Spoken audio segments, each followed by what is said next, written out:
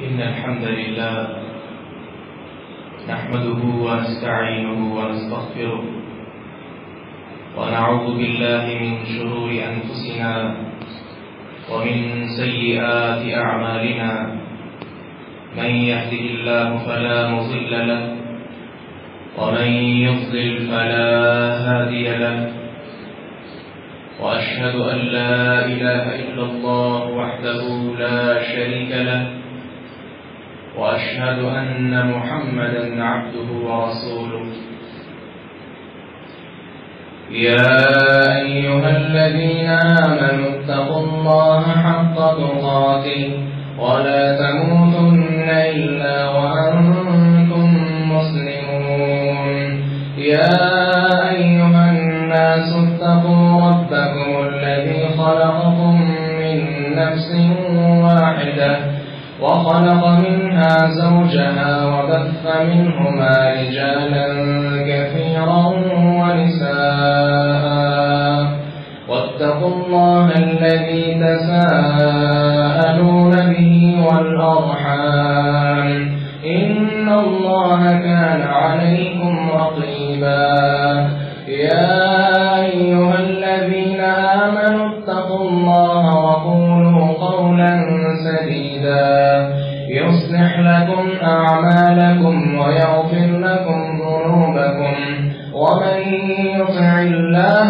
ورسوله فقد فاز فوزا عظيما أما بعد فإن أصدق الحديث كتاب الله وأحسن الهدي هدي محمد صلى الله عليه وسلم وشر الأمور محدثاتها وكل محدثة بدعة وكل بدعة ضلالة وكل ضلالة في النار. أعوذ بالله السميع العليم من الشيطان الرجيم من همزه ونفخه ونفثه. بسم الله الرحمن الرحيم.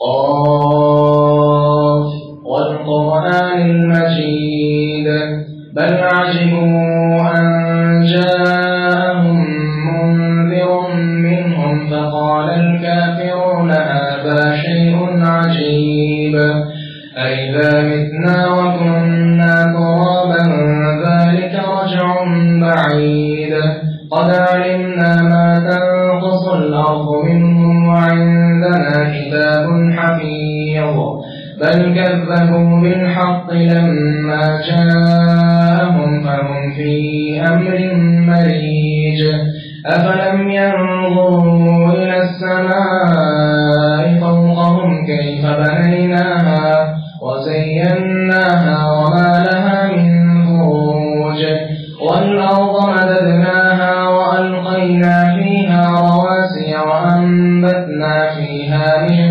كل زوج بهيج تبصرة وذكرى لكل عبد منيب ونزلنا من السماء ماء مباركا فأنبتنا به جنات وحب الحصيد والنخل باسقات لها طلع نضيد رزقا للعباد وأحيينا به بلدة ميتا كذلك الخروج كذبت قبلهم قوم نوح وأصحاب الرس وثمود وعاد وفرعون وإخوان لوط وأصحاب الأيكة وقوم تبع كل كذب الرسل فحق وعيد أفعينا بالخلق الأول بل هم في لبس من خلق جديد ولقد خلقنا الإنسان ونعلم ما توسوس به نفسه ونحن أقرب إليه من حبل الوريد إذ يتلقى المتلقيان عن اليمين وعن الشمال قعيد ما يلفظ من قول إلا لديه رقيب عتيد وجاءت سكرة الموت بالحق ذلك ما كنت منه تحيد ونفخ في الصور ذلك يوم الوعيد وجاءت كل نفس معها سائق وشهيد لقد كنت في غفلة من هذا فكشفنا عنك غطاءك فبصرك اليوم حديد.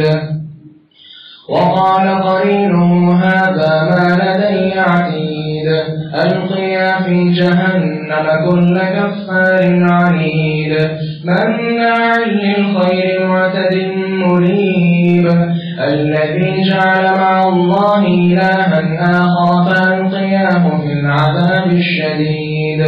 قال قرينه ربنا ما أطغيته ولكن كان في ضلال بعيد. قال لا تختصموا لدي وقد قدمت إليكم بالوعيد. ما يبدل القول لدي وما أنا بظلام للعبيد. يوم نقول لجهنم هل امتلأت وتقول هل من مزيد. وأزلفت الجنة للمتقين غير بعيد. هذا ما توعدون لكل أواب حفيظ من خشي الرحمن بالغيب وجاء بقلب منيب. ادخلوها بسلام ذلك يوم الخلود لهم ما يشاءون فيها ولدينا مزيد. وكم أهلكنا قبلهم من قرن هم أشد منهم بطشا فنطقوا في البلاد هل من محيص. إن في ذلك لذكرى لمن كان له قلب أو ألقى السمع وهو شهيد.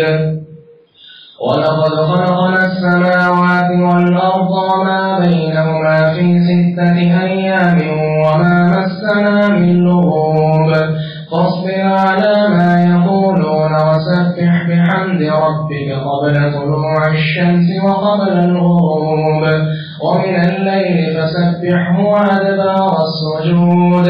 واستمع يوم ينادي المناد من مكان قريب يوم يسمعون الصيحة بالحق ذلك يوم الخروج. إنا نحن نحيي ونميت وإلينا المصير. يوم تشقق الأرض عنهم سراعا ذلك حشر علينا يسير. نحن أعلم بما يقولون وما أنت عليهم بجبار فذكر بالقرآن من يخاف وعيد. بسم الله الرحمن الرحيم. إن الذين آمنوا وعملوا الصالحات كانت لهم جنات الفردوس نزلا خالدين فيها لا يبغون عنها حولا. قابل احترام میرے نوجوان ساتھیوں، انتہائی عزت کے لائق سفید ریش بزرگوں، حیا و عفت میں لکھی ہوئی میری معززہ ماؤں اور بہنوں، اللہ کے نبی صلی اللہ علیہ وسلم کے بارے سیدہ فرماتی ہیں ما حفظت طاف الا من في رسول الله صلی اللہ علیہ وسلم يخطب بها كل جمعہ۔ صحیح مسلم کی حدیث ہے، میں نے سورہ قاف اللہ کے نبی صلی اللہ علیہ وسلم سے یاد کی ہے، آپ اپنے ہر خطبہ جمعہ میں سورہ قاف کی تلاوت کیا کرتے تھے۔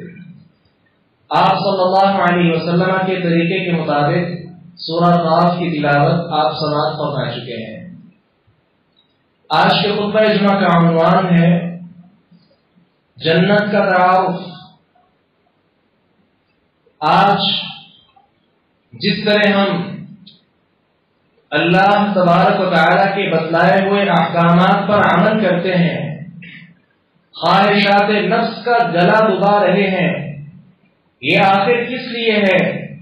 ہمارے اندر کون سی لالچ ہے، کون سی ہرس ہے کہ جس کے لیے ہم اللہ کی بات مان رہے ہیں اس کے پیارے پیغمبر سید دو عالم جناب محمد رسول اللہ صلی اللہ علیہ وسلم کے متبع بنے بیٹھے ہیں. آخر مقصد کیا ہے؟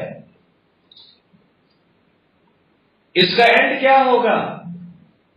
کوئی بھی شخص جب کوئی کام کرتا ہے، میرے نوجوان ساتھی اس بات کو اچھے انداز سے سمجھ سکتے ہیں اور بڑی جلدی سمجھ سکتے ہیں.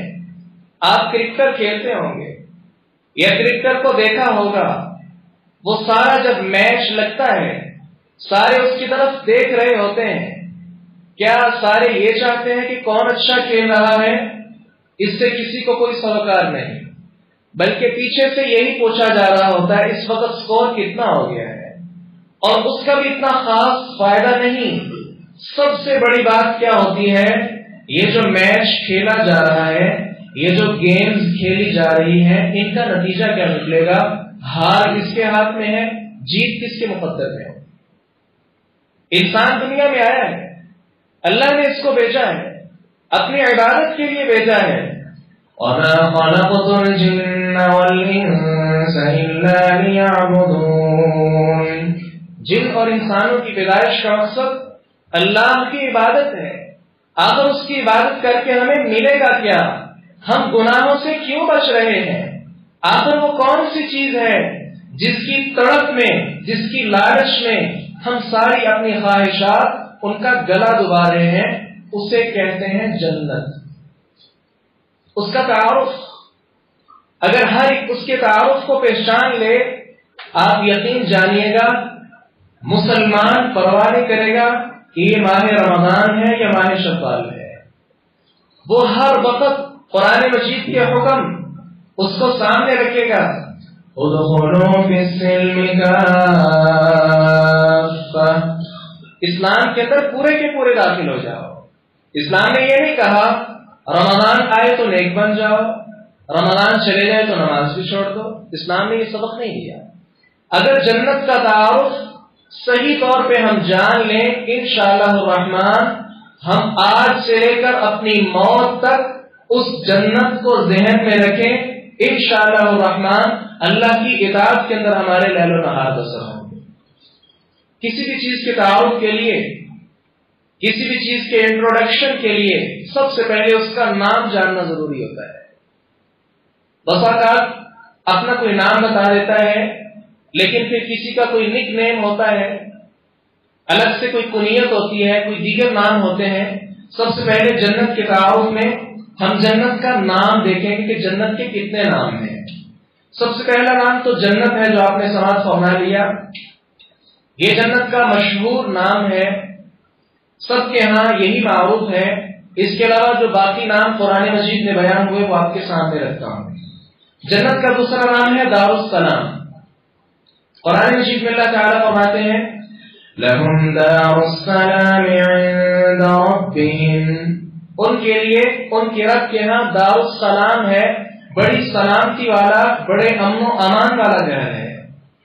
جنت کا تیسرا نام ہے دار الخلد، عطاء غیر مجذوذ. دار الخلد کا کیا مطلب ہوتا ہے؟ اللہ تبارک و تعالیٰ کی طرف سے جو جنت ہمیں عطا ہوگی انشاءاللہ الرحمن، اس کے اندر ہم ہمیشہ ہمیشہ رہیں گے. جنت کا چوتھا نام ہے دار المقامہ، ٹھہرنے کی جگہ. اللہ تبارک و تعالیٰ اس کے اندر متقی لوگوں کو جگہ عنایت فرمائیں گے اور متقی لوگ اس کے اندر باقاعدہ طور پر رہیں گے. پانچواں نام ہے جنت المأویٰ. یہ سدرۃ المنتہا کے پاس ہے، اس کا مقام ہے جنت المأویٰ. عندها جنت المأویٰ، یہ بھی جنت کا نام ہے. چھٹا نام جنت عدن ہے، ہمیشہ رہنے والے باغات. جنات عدن التي وعد الرحمن عباده بالغیب، ہمیشہ رہنے والی جنت کا اللہ تعالی نے اپنے بندوں کے ساتھ وعدہ کر رکھا ہے. اسی طرح جنت کا نام دار الحیوان بھی ہے. وَإِنَّ الدَّارَ الْآخِرَةَ لَهِيَ الْحَيَوَانُ، جنت کو فردوس بھی کہا جاتا ہے. إن الذين آمنوا وعملوا الصالحات كانت لهم جنات الفردوس نزلا. یقیناً جو لوگ نیک اعمال کریں، ایمان لائے، ان کے لیے اللہ تعالیٰ نے جنت الفردوس تیار کر رکھی ہے. پیارے پیغمبر جناب محمد رسول اللہ صلی اللہ علیہ وسلم ارشاد فرماتے ہیں فَإِذَا سَأَلْتُمُ اللَّهَ فَاسْأَلُوهُ الْفِرْدَوْسَ. جنت کے بہت سے نام ہیں، بہت سے درجات ہیں، لیکن سب سے اچھا درجہ جنت الفردوس ہے. جب بھی اللہ سے سوال کرو، اکیلا نہ کہو کہ یا اللہ مجھے جنت دے، بلکہ یا اللہ ہمیں جنت الفردوس عطا فرما. آگے نواں نام جنت کا جنات النعیم ہے، نعمتوں والے باغات. ان الذين آمنوا وعملوا الصالحات لهم جنات النعیم. ایمان لانے والے، نیک اعمال کرنے والے، ان کے لیے اللہ تعالیٰ نے بڑے نعمتوں والے گھنے گھنے باغات تیار کر رکھے ہیں. جنت کا 10واں نام المقام الامین ہے، بڑی امن و امان والی، بڑی سلامتی والی، بڑی خوشگوار جگہ ہے. ان المتقین فی مقام امین فی جنات وعیون. متقی لوگ بہت زیادہ مقام امین، امن والی جگہ پہ ہوں گے. 11واں نام مقعد صدق ہے، سچائی والا ٹھکانہ ہے، اس میں کوئی جھوٹ نہیں ہے.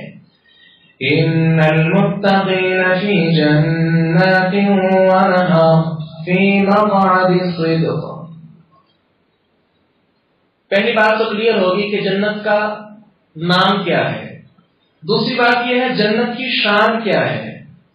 پہلی بات یہ یاد رکھیے، جنت کے اندر جو اللہ تعالیٰ نے متقی لوگوں کو نعمتیں دینی ہیں، آج ہم ان کا تصور بھی نہیں کر سکتے، ہم سوچ بھی نہیں سکتے کہ جنت میں کیا ہوگا. نبی علیہ السلام ارشاد فرماتے ہیں جنت میں کیسی نعمتیں ہوں گی. فیہا ما لا عین رأت ولا اذن سمعت ولا خطر على قلب بشر. صحابہ کی جماعت یاد رکھو، جنت کے اندر ایسی نعمتیں ہوں گی ما لا عین رأت، کسی آنکھ نے دیکھی نہیں، ولا اذن سمعت، وہ اتنی اچھی اور اتنی اعلیٰ کوالٹی کی ہوں گی کہ کسی کان نے ان کا تذکرہ ہی نہیں سنا. اور ساتھ کیا کہا، بڑی زبردست بات، ولا خطر على قلب بشر. دیکھنا سننا تو درکنار، کسی آدمی کے دل میں یہ خیال بھی نہیں آیا کہ جنت میں ایسی نعمت بھی ہوگی. دوسری بات یہ یاد رکھیے، جنت کتنی قیمتی ہے، اس کی کتنی شان و شوکت ہے. ایک چھڑی کتنی ہوتی ہے؟ اگر ایک چھڑی جتنی بھی جنت میں جگہ مل جائے، اس کے لیے آپ صلی اللہ علیہ وسلم سے روایت جناب سہل بن سعدی کرتے ہیں، فرماتے ہیں موضع صوت فی الجنہ خیر من الدنیا وما فیہا. ایک چھڑی کی جگہ جنت میں مل جانا ایسے ہی ہے دنیا اور اس کے اندر جو کچھ نعمتیں ہیں سب سے بہتر ہے. اور تیسری بات کی یاد رکھیے، چھڑی تو بہت بڑی ہے نا، ہمارے ہاتھ پاؤں پہ ناخن ہے، ایک ناخن کے برابر بھی اگر جگہ مل جائے. اس کے متعلق جناب سعد بن ابی وقاص رضی اللہ عنہ بیان فرماتے ہیں، اللہ کے نبی صلی اللہ علیہ وسلم ارشاد فرماتے ہیں اگر کسی کو ناخن کے برابر جگہ مل جائے، ناخن کے برابر اگر جنت کی کوئی چیز ظاہر ہو جائے، لَتَزَخْرَفَتْ لَهُ مَا بَيْنَ خَوَائِفِ السَّمَاوَاتِ وَالْأَرْضِ. ناخن جتنی بھی جنت کی نعمت دنیا کے اندر ظاہر کر دی جائے، آسمانوں اور زمینوں کے سارے کنارے اس کی روشنی کے ساتھ بھر جائیں گے. وہ کتنی اعلیٰ اور کتنی زبردست نعمتیں ہیں. اتنی زیادہ جنت کی خوشی محسوس کریں گے. آپ نے دیکھا ہے جب کوئی انسان روتا ہے نا، ضروری نہیں کہ اس کو کوئی پریشانی آئی ہے، بس اوقات خوشی کے آنسو بھی آ جاتے ہیں. جنت کے اندر اتنا آدمی خوش ہوگا، متقی لوگ اتنا خوش ہوں گے اللہ کے نبی صلی اللہ علیہ وسلم ارشاد فرماتے ہیں فَلَوْ أَنَّ أَحَدًا مَاتَ فَرَحًا لَمَاتَ أَهْلُ الْجَنَّةِ، موت کو چونکہ اس وقت اللہ تعالیٰ ذبح کر دیں گے، جنتی جنت میں، جہنمی جہنم میں چلے جائیں گے، کسی کو موت نہیں آئے گی۔ آپ علیہ السلام فرماتے ہیں اگر کسی کو موت آنا ہوتی نا، بہت زیادہ خوشی کی وجہ سے جنتی آدمی مر جاتا، اتنی خوشی اس کو جنت کی ہوگی، خوشی کے ساتھ وہ مر جاتا، لیکن چونکہ موت ہوگی نہیں اس لیے مرے گا نہیں۔ یہاں معلوم کیا ہوا کہ جنتی لوگ جنت میں بہت زیادہ خوش ہوں گے۔ پانچویں بات کیا ہے؟ جنت کی خوشبو کس قدر اچھی ہوگی؟ آپ علیہ الصلوۃ والسلام ارشاد فرماتے ہیں وَإِنَّ رِيحَهَا تُوجَدُ مِن مَسِيرَةِ 40 عَامًا، جنت کی خوشبو 40 سال کی مسافت سے آدمی محسوس کرے گا۔ آدمی نے خوشبو لگائی ہو، گزرتا ہے اس کی خوشبو 2 3 4 10 افراد محسوس کر سکتے ہیں، لیکن جنت کی خوشبو اس قدر اعلیٰ اور زبردست ہے، 40 سال ابھی سفر پڑا ہوا ہے، 40 سال لگے گا کہ آدمی وہاں تک سفر کرے، پہلے بھی جنت کی خوشبو آنا شروع ہو جائے۔ چھٹی بات یہ یاد رکھیے گا، دنیا میں زندگی بھر پریشان رہنے والا آدمی جب جنت میں داخل ہوگا، جس نے دنیا ساری کی مشکلات میں گزاری ہے، لیکن جنتی آدمی جنت کی نعمتیں دیکھ کر اس قدر خوش ہوگا، اس سے سوال کیا جائے گا هل مر بك نعيم قط، کیا آپ نے اس سے پہلے کوئی نعمت دیکھی؟ کیا آپ پہلے کبھی غمگین ہوئے؟ وہ کہے گا لا یا رب، اللہ کی قسم میں پہلے کبھی پریشان ہوا ہی نہیں تھا۔ دو باتیں ہوں گی، ایک تو جنت کا نام اور دوسرا جنت کی شان۔ تیسری بات ہم یہ ذکر کریں گے کہ جنت کتنی وسیع ہے، جنت کی کتنی وسعت ہے۔ اس سے پہلی بات یاد رکھیے، جنت کی کم از کم وسعت آسمانوں اور زمین کے برابر ہے۔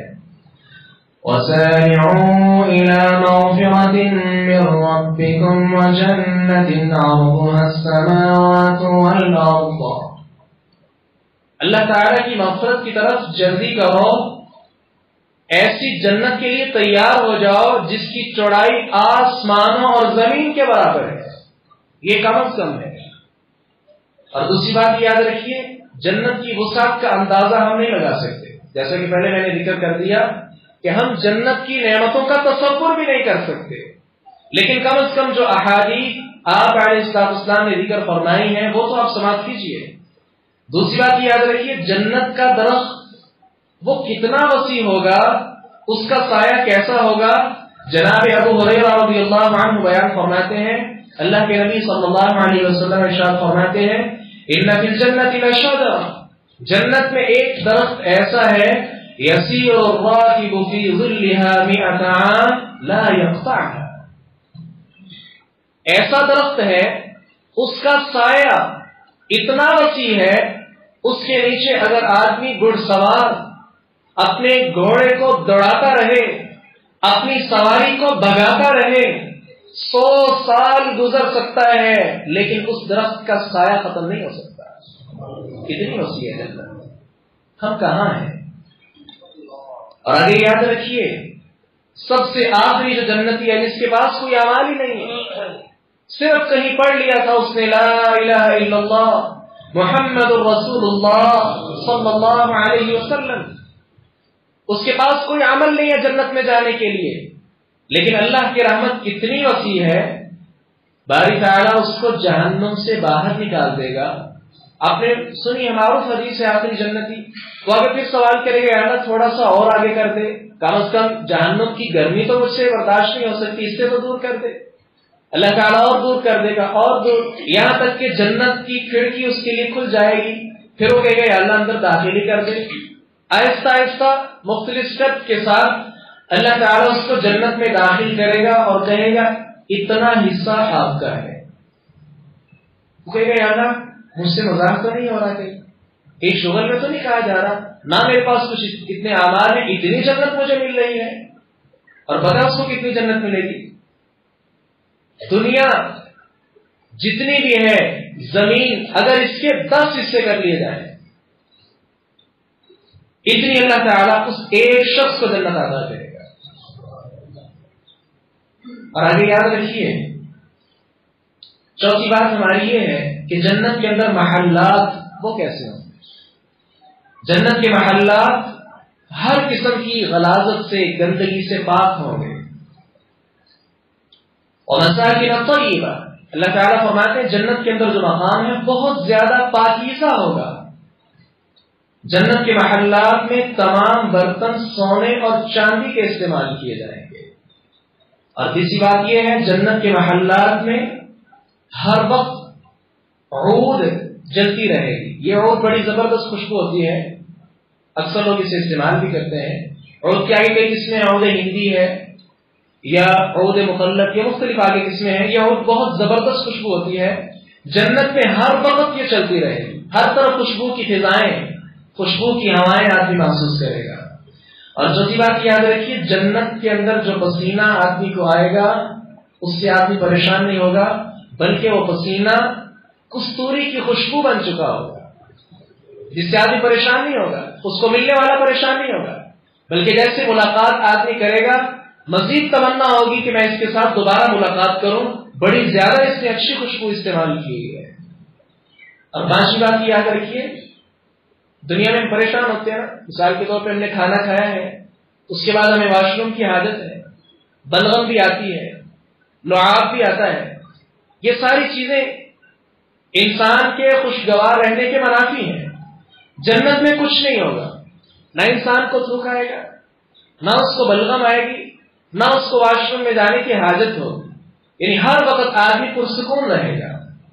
اور ساتھ ہی یاد رکھیے، دنیا کے اندر رہ کر ہم ایک دوسرے کے کپڑے دیکھ کر، اس کا سٹیٹس دیکھ کر، اس کا مال و دولت، جاہ و حشمت، جاہ و جلال دیکھ کر ہمارے دل کے اندر حسد آ جاتا ہے، کینہ، بغض آ جاتا ہے۔ جنت میں اللہ تعالیٰ جب متقین لوگوں کو داخل کرے گا، کوئی آدمی کسی دوسرے جنتی کے لیے اپنے دل میں حسد، کینہ، بغض نہیں رکھے گا، بالکل پاک، صاف، شفاف دل ہوں گے۔ اور ساتھ کی بات یہ ہے، دنیا میں ہم سانس لیتے ہیں نا، 1 منٹ کے اندر نہ جانے کتنے سانس لے لیتے ہیں، اور ہر سانس پر بسا اوقات اللہ کی تحمید، اس کی تعریف ہو تو دور ہے، اس سے درکنار آدمی ناشکری کے کلمات کہہ رہا ہو، جیسے سانس آ رہے پریشان ہوں، حال بہتر نہیں ہے، بچوں سے تنگ ہو، ایسے ہیں ویسے ہیں، طرح طرح کے شکوے ہیں۔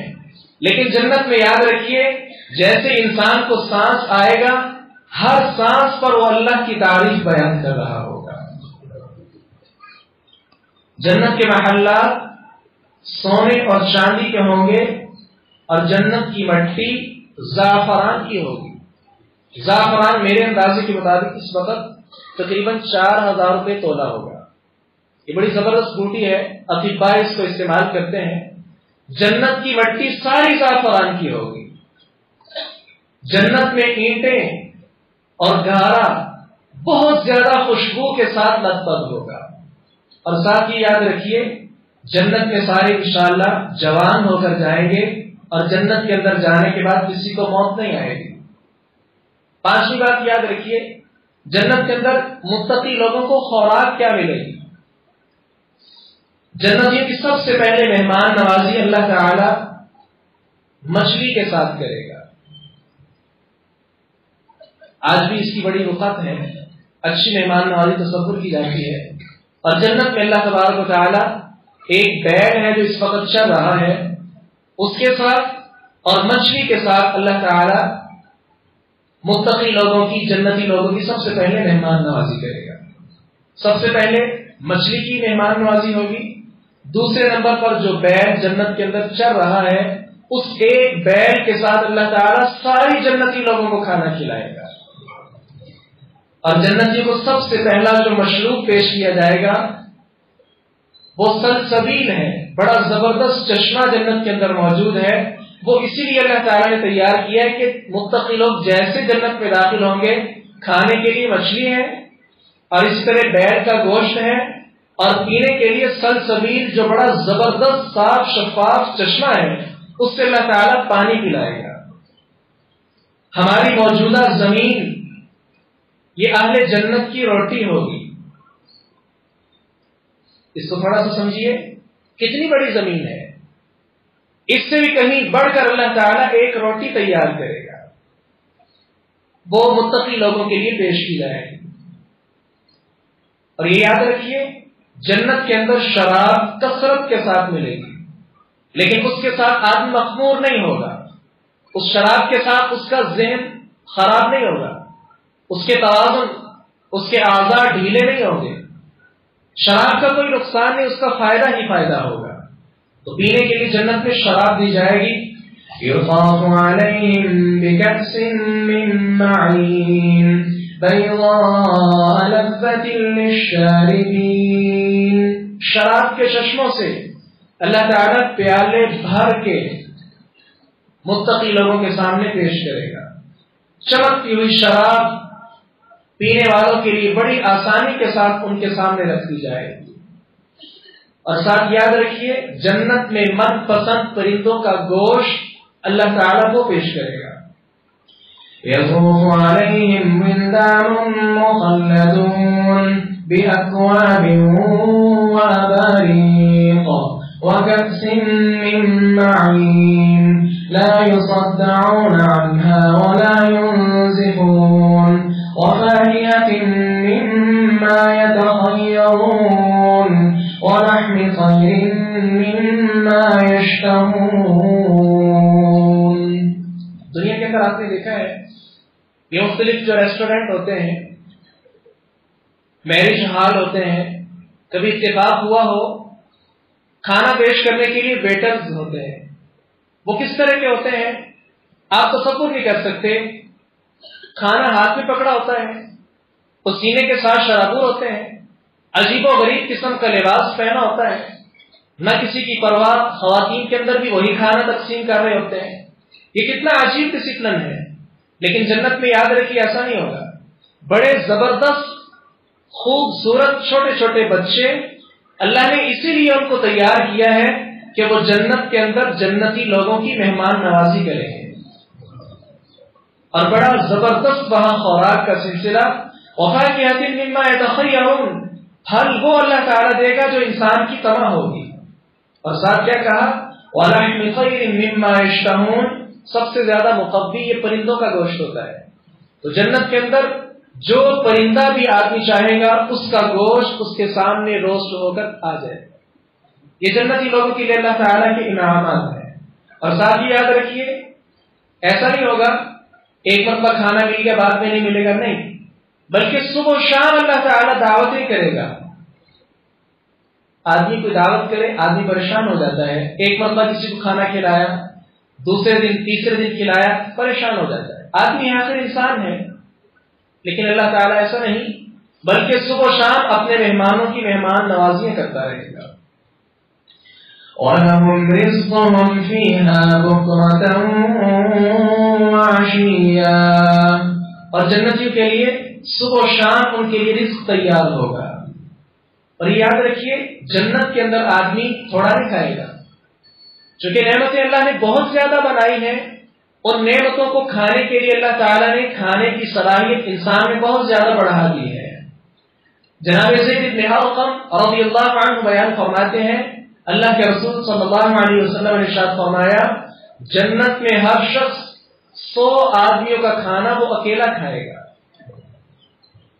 اور ساتھ کیا کہا کہ کھانے سے آدمی پریشان نہیں، بلکہ جیسے انسان کو پسینہ آئے گا اسی کے ساتھ اس کا کھایا ہوا کھانا ہضم ہو جائے گا. جنت کے حوالے سے چھٹی بات کی یاد رکھیے، اہل جنت کا بڑا زبردست لباس ہوگا، بڑے اچھے زیورات ہوں گے. اس سے پہلی بات یاد رکھیے جنت میں پہننے کے لیے اللہ تعالیٰ ریشمی لباس عطا کرے گا. ریشمی لباس میرے اندازے کے مطابق آج کے دور میں خالص ریشمی لباس ملنا بہت مشکل ہے، بہت زیادہ مہنگا اور بہت زیادہ قیمتی لباس ہے. لیکن جنت کے اندر اللہ تعالیٰ عام جنتی آدمی کو یہ لباس پہنائے گا. اسی طرح سونے کے کنگن جنتی لوگوں کے ہاتھوں میں ہوں.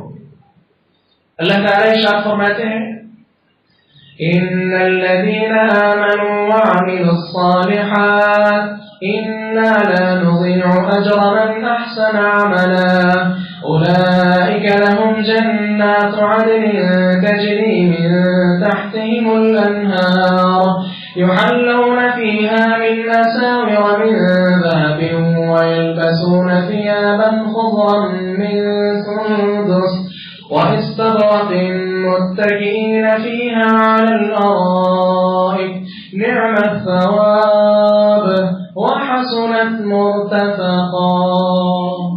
نیک اعمال کرنے والے جنت میں داخل ہوں گے. ان کے اعمال اللہ فرماتے ہیں ہم ضائع نہیں کریں گے. بڑے زبردست باغات، ان کے نیچے سے نہریں بہہ رہی ہوں گی. اور ساتھ کیا کہا؟ یحلون فیہا من اساور، بڑے زبردست کنگن جنتیوں کو پہنائے جائیں گے. اور اس کے ساتھ کیا ہوگا؟ بڑا زبردست عمدہ ریشمی لباس، اور اس کے اندر بھی مختلف کوالٹیز ہوں گی. ہلکا لباس بھی ہوگا، موٹا بھی ہوگا، جو آدمی کی تمنا ہوگی وہی اس کو عطا کیا جائے گا.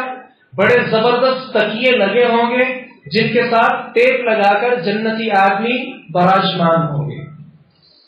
اور ساتھ یاد رکھیے جنتی جو عورت ہے، آج خواتین جو لباس پہنتی ہیں ایک یا دو لباس ہوتے ہیں عموماً، لیکن جنت کے اندر بیک وقت جنتی عورت 70 جوڑے پہنے گی، جس کے ساتھ اس کی خوبصورتی بہت زیادہ دوبالا ہو جائے گی. جناب ابو سعید رضی اللہ عنہ ارشاد فرماتے ہیں اللہ کے رسول صلی اللہ علیہ وسلم نے ارشاد فرمایا لِكُلِّ رَجُلٍ مِّنْهُمْ زَوْجَتَانِ عَلَى كُلِّ زَوْجَةٍ 70 حُلَّةً يُرَى مُخُّ سَاقِهَا مِنْ وَرَائِهَا. جنت کے اندر آدمی کی جو بیوی ہوگی بڑا زبردست لباس زیب تن کیے ہوئے 70 جوڑے بیک وقت پہنے گی. اور اس کے ساتھ یہ نہیں کہ وہ ساری چھپ جائے گی. یُرَى مُخُّ سَاقِهَا مِنْ وَرَائِهَا، اس کی ٹانگوں کا گودا باہر سے نظر آ رہا ہوگا. بڑی زبردست وہ شیشے کی مانند اللہ تعالیٰ نے تیار کر رکھی ہوگی. یہ چونکہ انسان کی تمنا ہے، اس کی فطرت میں شامل ہے، اس کی جبلت میں شامل ہے کہ وہ خواتین کے لیے ہے. اس لیے جنت میں اللہ تعالیٰ اس نعمت کے ساتھ بھی جنتیوں کو مالا مال کرے گا. اور یہ یاد رکھیے جنت کے اندر جنتی خاتون کا جو لباس ہے اس کا ایک پہنا ہوا دوپٹہ دنیا اور اس کے اندر جو کچھ ہے سب سے بہتر ہے. جناب انس رضی اللہ عنہ فرماتے ہیں اللہ کے رسول صلی اللہ علیہ وسلم نے ارشاد فرمایا اللہ کی راہ میں نکلنا یہ بہت زیادہ اہمیت کا حامل ہے. جنت میں عورتیں داخل ہوں گی. اگر کوئی عورت دنیا کے اندر جھانک لے، اس کے جھانکنے کے ساتھ ہی دنیا میں دیکھنے کے ساتھ ہی ساری دنیا کو اللہ تعالیٰ خوشبو کے ساتھ معطر اور روشنی کے ساتھ منور کر دے. جہاں جہاں انسان وضو کرتا ہے اس کا پانی پہنچتا ہے وہاں تک اللہ تعالیٰ آدمی کو زیور پہنائے گا. کثرت کے ساتھ وضو کیا جائے، نماز پڑھی جائے، اس کے ساتھ یہ جو وضو ہمارے اعضاء کو لگتا ہے یہ عام نہیں ہے. اس کو بہت زیادہ خاص سمجھیے کل قیامت کے دن یہاں اللہ تعالیٰ بڑے زبردست زیورات آدمی کو دے گا. جنت کے اندر جو انسان کو کنگن پہنایا جائے گا اس کی روشنی کتنی ہوگی؟ جناب سعد بن ابی وقاص بیان فرماتے ہیں اللہ کے رسول صلی اللہ علیہ وسلم نے ارشاد فرمایا اس کی روشنی سورج اور چاند سے بھی بڑھ کر ہو. 7ویں نمبر پر یہ یاد رکھیے جنت کے جو پھل ہیں ان کا خصوصی طور پہ حدیث میں ذکر ہے. سب سے پہلے کیلا، بیر، یہ جنت کے خاص پھل ہیں. ان کا خصوصی طور پہ قرآن مجید میں بھی اللہ تعالیٰ نے ذکر کیا وَأَصْحَابُ الْيَمِينِ مَا أَصْحَابُ الْيَمِينِ فِي سِدْرٍ مَّخْضُودٍ وَطَلْحٍ مَّنضُودٍ وَظِلٍّ مَّمْدُودٍ وَمَاءٍ مَّسْكُوبٍ وَفَاكِهَةٍ كَثِيرَةٍ. دائیں ہاتھ والے کیا اچھے ہیں. دائیں ہاتھ والے جنت میں داخل ہونے والے ان کے ساتھ کیا ہوگا؟ اللہ تعالیٰ بے خار. دنیا کے اندر جو بیری کا درخت ہے آپ نے پھل توڑنا ہے اس سے پہلے آپ کو کانٹے لگے. لیکن جنت میں ایسا نہیں ہوگا، بیری کے درخت پر خار نہیں ہوگا، کانٹے نہیں ہوں گے، آدمی بڑی آسانی کے ساتھ اس کو توڑ لے گا۔ اور اسی طرح آپ فرماتے ہیں وطلح منضود، بڑا زبردست اور عمدے کیلے ہوں گے، تہ بتہ لگے ہوئے اوپر نیچے، اور ساتھ کیا کہا وظل ممدود، یہ سامان بہت کم نہیں ہوگا، بڑے لمبے لمبے پھیلے ہوئے سائے، اس کے اندر یہ سارا پھل آدمی کو مل جائے گا۔ وماء مسکوب، اور رواں دواں پانی، وہ بھی آدمی کو ہر وقت ملتا رہے گا۔ یہاں یاد رکھیے جنت کے جو پھل ہیں اس کا آدمی ذخیرہ بھی کر پائے گا، یہ نہیں کہ ایک موسم ختم ہو گیا اب وہ پھل نہیں ملے گا، ایسا نہیں، اس کا ذخیرہ بھی ممکن ہے۔ اسی طرح جنت کے اندر پھل وہی ملے گا جو انسان کی اپنی خواہش ہوگی، کیوں؟ اس لیے کہ ہر پھل کے ساتھ ہر کوئی اس کی چاہت نہیں ہوتی، کسی کو کوئی خاص پھل پسند ہوتا ہے، اس اعتبار سے اللہ تعالیٰ نے اس کی سہولت بھی رکھی ہے۔ ساتھ ہی یاد رکھیے جنت کے جو پھل ہیں یہ ہر آدمی کی پہنچ میں ہوں گے، یہ نہیں کسی جگہ رابطہ کرنا پڑے گا، کسی کو بھیجنا پڑے گا، نہیں، بلکہ انسان کے اپنے اختیار میں ہوں گے، جو پھل چاہے جہاں سے چاہے جیسے چاہے جتنا چاہے اس کو حاصل کر پائے گا۔ اور ساتھ ہی یاد رکھیے جنت کا پھل اس کا صرف ایک خوشہ اگر وہ زمین پر آ جائے، آپ صلی اللہ علیہ وسلم کیا ارشاد فرماتے ہیں، اس کا انگور کا ایک خوشہ اگر یہاں زمین کے اندر آ جائے، ساری مخلوق اس کو کھانا شروع کر دے، ساری مخلوق اس کی بھوک تو مٹ جائے گی، لیکن وہ ایک خوشہ جو اللہ تعالیٰ بھیجے گا ختم نہیں ہو پائے گا۔ پھر یہاں سوال پیدا ہوتا ہے کہ جب جنت کے اندر پیاس نہیں لگے گی، بھوک نہیں لگے گی، تو یہ اتنی نعمتیں کہاں سے، آدمی کیسے کھا لے گا؟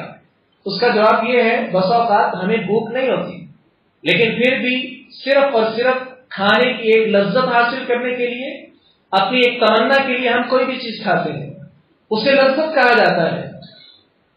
لذت کے طور پہ جنت کے اندر ساری چیزیں کھائی جائیں گی، کسی آدمی کو بھوک نہیں لگے گی۔ 8ویں نمبر پر جنت کے تعارف میں جنت کی نہریں ہیں۔ جنت کی نہریں بہت زیادہ ہیں۔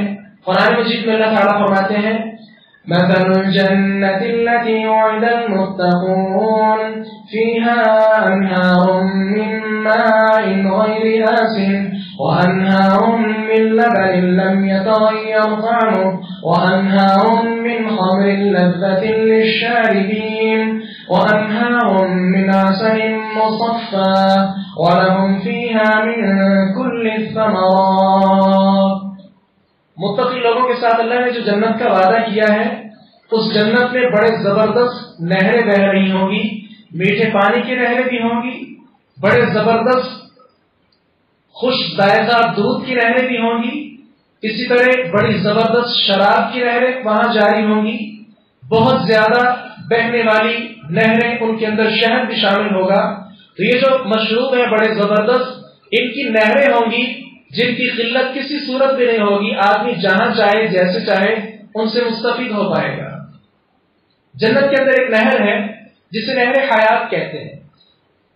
مسلمان جس نے گناہ بھی کیے ہیں، نیکیاں بھی کی ہیں، اگر اللہ چاہے تو اس کو اپنی رحمت کے ساتھ ویسے معاف کر دے، لیکن اگر اس کو اللہ جہنم میں بھیجے تاکہ تھوڑی سی سزا لے کر آ جائے، جنت میں اتنی زبردست نہر ہے جسے نہر حیات کہتے ہیں، وہ آدمی کہ جس کا سارا جسم گل چڑھ گیا ہے، بہت زیادہ خراب ہو چکا ہے، لیکن جیسے اس کو نہر حیات میں ڈالا جائے گا فوراً وہ تر و تازہ ہو جائے گا، اپنے جسم کی صلاحیت جو وہ کھو بیٹھا تھا وہ اللہ تعالیٰ اس کو واپس دے دے گا۔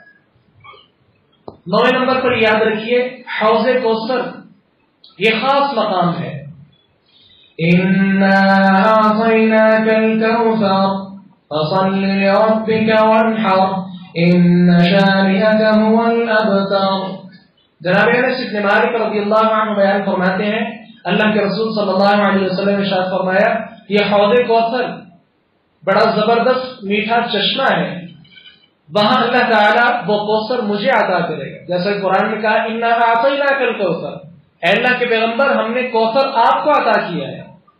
یہ ہمارے پیارے پیغمبر جناب محمد رسول اللہ صلی اللہ علیہ وسلم کا اعزاز ہے، ہمارے لیے بہت زیادہ خوش قسمتی کی بات ہے کہ جہاں ساری امتیں کھڑی ہوں گی، سارے انبیاء کھڑے ہوں گے، لیکن یہ خاص مقام ہمارے پیارے پیغمبر کو نصیب ہوگا۔ حوض کوثر پر سارے لوگ آئیں گے، آپ علیہ السلام وہاں بہت زیادہ پیالے پڑے ہوں گے، جیسے آسمان میں ستارے آپ کو نظر آتے ہیں، ایسے وہاں بہت زیادہ جام پیالے پڑے ہوں گے۔ آپ علیہ السلام اپنے مبارک ہاتھوں سے وہ حوض کوثر مسلمانوں کو پلائیں گے، اور اس کے ساتھ کیا ہوگا؟ کبھی بھی آدمی کو بعد میں پیاس نہیں لگے۔ اپنی لذت حاصل کرنے کے لیے کوئی بھی مشروب پیے گا، لیکن آپ کے ہاتھوں سے پلائے ہوئے پانی کے بعد کسی کو پیاس محسوس نہیں ہوگی۔ اور یہاں ساتھی جیسا کہ ذکر ہو چکا ہے ہمارے پیارے پیغمبر جناب محمد رسول اللہ صلی اللہ علیہ وسلم۔ 10ویں بات جنت کے تعارف کے حوالے سے، جنت کی حوریں ہیں، پہلے بھی تھوڑا سا اختصار سے ذکر ہو چکا۔ جنت کے اندر جو حوریں ہوں گی ان کی رنگت کیسی ہوگی؟ یاقوت و مرجان جو پتھر ہیں بڑے زبردست رنگ والے، اس طرح کا رنگ جنت میں اللہ تعالی نے حوروں کا دیا ہوا ہے۔ حیا ان کے اندر کتنی ہوگی؟ بہت زیادہ حیادار ہوں گی، اتنی حیادار آج تک سورہ رحمان میں اللہ تعالیٰ کیا ارشاد فرماتے ہیں؟ لم یطمثہن انس ولا جان، ان خواتین کو، ان حوروں کو آج تک کسی بھی جن یا انسان نے ہاتھ نہیں لگایا۔ اتنی حیادار، اتنی عفت والی، اتنی پاک دامنی والی اللہ تعالیٰ نے بالکل پیک کر کے رکھی ہوئی۔ جیسے آپ کو بازار میں چیزیں لے جاتے ہیں، ایک ہوتی ڈبہ پیک چیز، آپ اس کو پسند کرتے ہیں کیونکہ وہ پہلے یوز میں نہیں ہوتی، اس کے اندر کوئی فالٹ نہیں ہوتا۔ اسی طرح بلکہ اس سے کہیں بڑھ کر سمجھیے، جنت میں بھی ایک نعمت ہے جو اللہ نے عطا کرنی ہے، اور وہ اس طرح ہے کہ کسی نے پہلے اس کو دیکھا نہیں، نہ ہی اس کو ہاتھ تک لگایا۔ اور ساتھ یاد رکھیے، دنیاوی جو خواتین ہیں بس اوقات ان کے ساتھ کلیش ہو جاتی ہے، بات نہیں مانتی۔ جنت پہ کیا ہوگا؟ اتنی نرم ہوگی، جنتی لوگوں کی بات کو اس قدر ایکسپٹ کر لی، بہت جلدی اس کو مانے گی۔ ان کی نرمی کا اندازہ حدیث میں آپ نے بیان فرمایا، یہ جو انڈا ہوتا ہے نا، انڈے کے اوپر اس کا چھلکا ہے، آپ جب چھلکے کو اتارتے ہیں اس کے نیچے سفید رنگ کی ایک جھلی نظر آتی ہے، کتنی نرم ہوتی ہے، اس جھلی سے بھی زیادہ نرم و نازک ہو، ہر بات کو قبول کرنے والی۔ اور ساتھ کیا ارشاد فرمایا کہ جنت میں باقاعدہ حوروں کے ساتھ اللہ تعالیٰ آدمی کا نکاح کرے گا، ایسے نہیں مل جائیں گی، بلکہ جنت میں اللہ تعالیٰ حوروں کے ساتھ آدمی کا نکاح کرے گا۔ 11ویں اور آخری بات جنت کے تعارف کے حوالے سے کیا ہے؟ جب سارے لوگ جنت میں داخل ہو جائیں گے، جہنم میں جانے والے جہنم میں چلے جائیں گے، جنتی کتنا خوش ہے، آپ نے حدیث سماعت فرمائی، اتنا خوش ہوگا جنت میں جا کر کہ خوشی کے ساتھ اگر موت آنا ہوتی تو اس کو خوشی کے ساتھ ہی موت آتا ہے۔ لیکن بہت زیادہ نعمتیں مل چکی ہیں، وہاں پانی کی نعمتیں مل چکی ہیں، حوروں کی نعمتیں مل چکی ہیں، بڑے زبردست باغات، بڑی اچھی نہریں ہیں، بڑے زبردست ریشمی لباس اور بڑی نعمتیں حاصل کر چکا ہے۔ اللہ تعالیٰ سوال کرے گا کسی اور نعمت کی حاجت ہے؟ جیسے ہم اپنے مہمان سے پوچھتے ہیں کوئی اور چیز چاہیے، جنتی آگے سے کہیں گے نہیں، بہت زیادہ مل چکا، اتنی نعمتیں ہم نے تو تصور نہیں کیا تھا۔ اللہ تعالیٰ آگے سے کیا کہے گا؟ بندو ابھی سب سے بڑی نعمت باقی ہے، نعمتیں مل چکی ہیں لیکن سب سے بڑی نعمت ابھی باقی ہے۔ وہ کیا ہے؟ اللہ تبارک و تعالیٰ کا دیدار، بہت بڑی نعمت ہے۔ وہ اللہ تعالیٰ کتنا خوبصورت ہوگا جس نے پیارے پیغمبر جناب یوسف علیہ السلام کو کتنا حسن دیا، زمانے کی خواتین اس نوجوان پر مرتی ہیں، رش کرتی ہیں، کتنے زبردست اللہ تعالیٰ نے باغات تیار کیے۔ دنیا کے اندر آپ کتنی ایسی نعمتیں استعمال کرتے ہیں، ان کی خوبصورتی دیکھ کر اللہ یاد آ جاتا ہے۔ وہ اللہ تعالیٰ جس نے ساری مخلوقات کو بنایا ہے، ہمارے پیارے پیغمبر کو پیدا کیا ہے، بڑے انبیاء کو مبعوث کیا، بڑی مخلوقات کو پیدا کیا، یہ چھوٹی چھوٹی چیونٹیاں دیکھ کر، چھوٹے چھوٹے پرندے دیکھ کر ہم بہت زیادہ خوش ہوتے ہیں، کتنے خوبصورت اللہ نے بنائے ہیں، لیکن یہ یاد رکھیے سارا کچھ بنانے والا کتنا خوبصورت ہوگا، اور اس کا دیدار سب سے بڑی چیز ہے۔ اور یہاں یہ یاد رکھیے جنت کے اندر داخل ہو جانے کے بعد سب سے بڑی نعمت اللہ کا دیدار ہوگا۔ اللہ تبارک و تعالیٰ اپنی پنڈلی سے کپڑا ہٹائے گا، انکشاف کرے گا، اس ٹانک کو بچھائے گا، سارے جنتی اللہ تعالیٰ کو پھر براہ راست سجدہ کرے گا۔ اللہ تبارک و تعالیٰ سے دعا کیجئے باری تعالیٰ ہمیں زندہ رکھے اسلام پر، موت دے تو شہادت والی، اور کل قیامت کے دن ہمیں جنت الفردوس میں اپنے پیارے حبیب جناب محمد رسول اللہ صلی اللہ علیہ وسلم کا ساتھ نصیب فرما دے۔ جتنے ہمارے مسلمان بھائی اس دنیا سے رخصت ہو چکے ہیں، سب کو اللہ تعالیٰ کروٹ کروٹ جنت الفردوس میں